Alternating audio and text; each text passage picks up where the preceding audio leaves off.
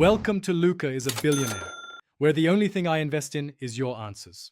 You start by confirming your laptop is awake and the other Bluetooth device is powered and discoverable. This prevents unnecessary delays.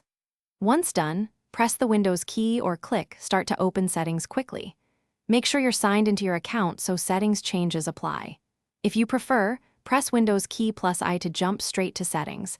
This is faster and reduces clicks. Now navigate to Devices or Network and Internet, depending on your Windows version, to look for the Bluetooth options.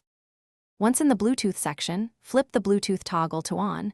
This powers the radio and makes your laptop visible. Next, click Add Device or Scan for nearby devices. Windows will search for discoverable hardware. You'll see device names populate the list. Pick the correct one to initiate pairing.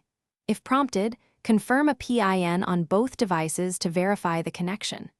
Make sure to give permission if asked for location access, because some OS versions require it to scan for Bluetooth peripherals. After selecting the device, wait for the status to change to paired or connected. This indicates success. You should now test the connection by playing audio, sending a file, or using the device function to confirm both data and control work. If pairing fails, make sure device is still discoverable and move it closer. As a key troubleshooting tip, restart the Bluetooth service, toggle Bluetooth off and on, or update the laptop's Bluetooth driver via Device Manager. That resolves most stubborn issues. Thanks for watching and please subscribe. It's the best investment you'll ever make.